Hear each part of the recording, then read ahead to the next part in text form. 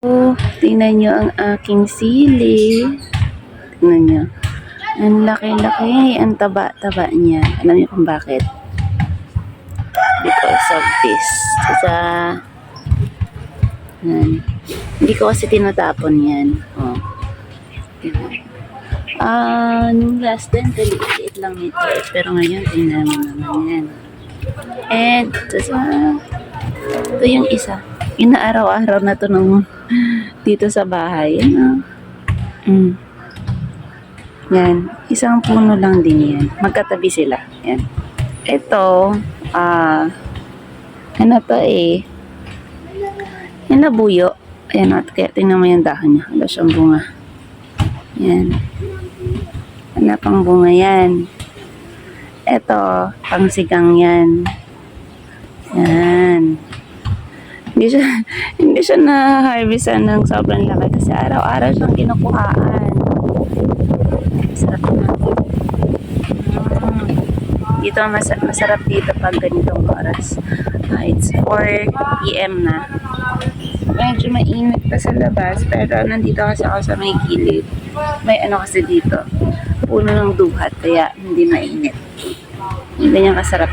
Tutulog sana ako kaso parang alanganin. So, go back here. Yan o. Yan. Sili yan. Siling sigang. Yan. And, may naisip ako isang gusto kong gawin. Nakita ko kasi ito. Oh. Ang aking talbos. Yan. Kita niyo yan. So, di ba ilang beses ko sinasabi, gusto ko ng talbos kasi gusto ko talaga. As in, mahilig ako sa talbos ng kamote. And yan, isang puno lang din yan. Dito yan, oh. Ito na lang yung naiwan sa yung una kong pinakita before na ang dami kong tinanim. Kasi hindi siya ganun kagandahan dito na area. So, ang ginawa ko, pinagapang ko siya. Kasi, ang unang nakatanim dyan, ito. Meron pa, oh. Bigla siyang, ayun, oh, nag-blockbuster.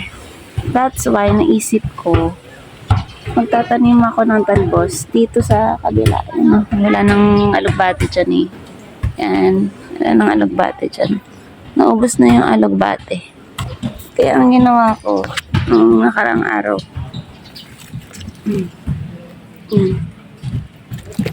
nagtanim ako dyan sa gilid. Kasi, ayun o, okay na. Hopefully, maganda yung tubo niya. Kasi nga ito naisip ko, oh, gumapang siya. So, ibig sabihin, pwede siyang gumapang.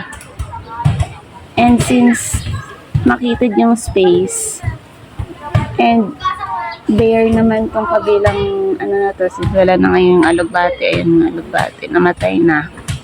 Next, ano patutubo yung mga buto na hulog dyan.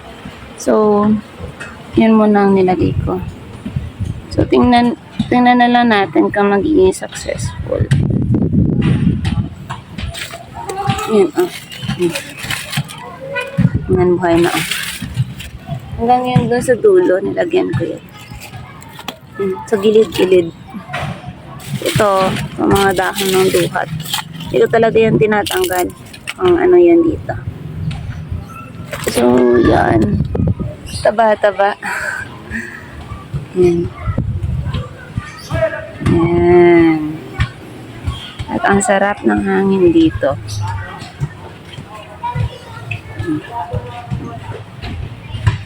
Maliit na. Meron ako dun sa kabila. Malaki yun. Pero laging kinakain ng ibon. Labuyo din.